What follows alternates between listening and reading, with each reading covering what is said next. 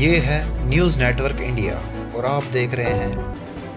अब तक आपने धार्मिक रीति रिवाजों से कई विवाह देखे और सुने होंगे, लेकिन जिस विवाह के बारे में हम आपको बताने जा रहे हैं उसकी शुरुआत ही रोमांस से होती है, जिसे दशहरा नाच कहते हैं।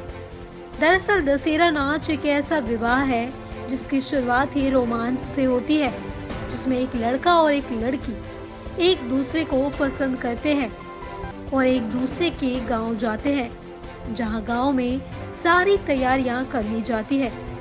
वहीं बैगा समुदाय की लड़कियां अपने पारंपरिक वेशभूषा में सजती और संवरती है। कहा जाता है कि ये वेशभूषा बहुत कम लोगों को देखने को नसीब होती है और गांव में नाच गाना शुरू हो जाता है, जिस पर गांव के सारे लोग झूम उठते हैं, जो पूरी रात भर चलता है।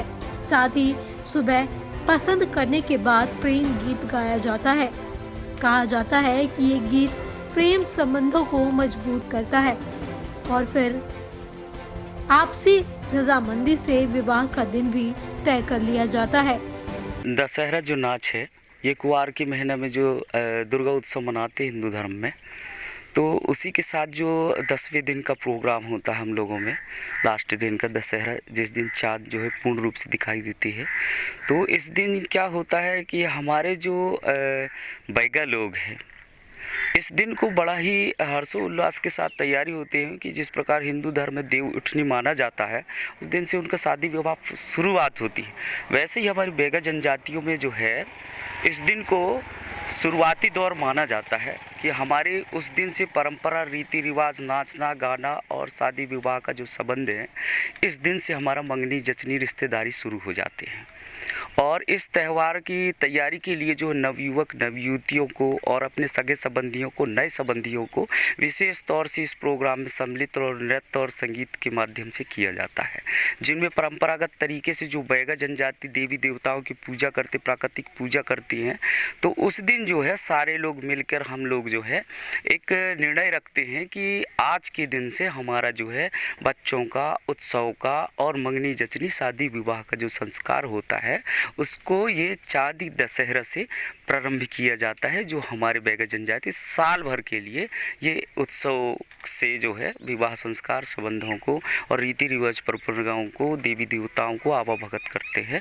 इसलिए इस त्यौहार को जो है विशेष तौर से हमारे पूर्वज मनाते आए और हम लोग भी अभी आज भी आधुनिकता में मना रहे हैं। संस्कृति और परंपरा धीरे धीरे करके विलुप्तिकरण की ओर है, ऐसा क्यों, क्या कारण है? सर ऐसा है कि अभी तक तो हम लोग जो है जंगलों में निवास करते थे और आसपास मैदानों में भी रहते थे, परंतु अब आधुनिकता के कारण जो है शासन भी कहता है कि थोड़ा सा आके और आप लोग मूलभूत सुविधा का हमारे साथ में जुड़ें और आगे बढ़ें।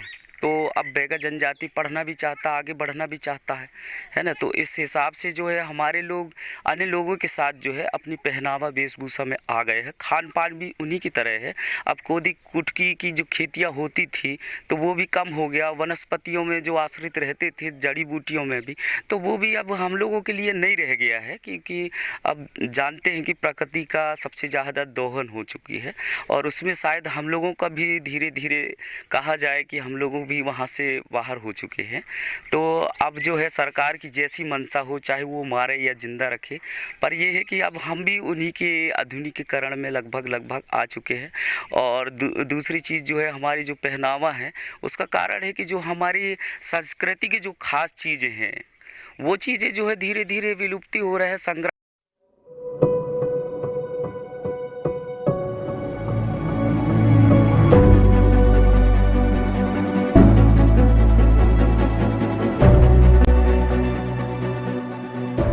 ये है न्यूज़ नेटवर्क इंडिया और आप देख रहे हैं NN न्यूज़ मध्य प्रदेश।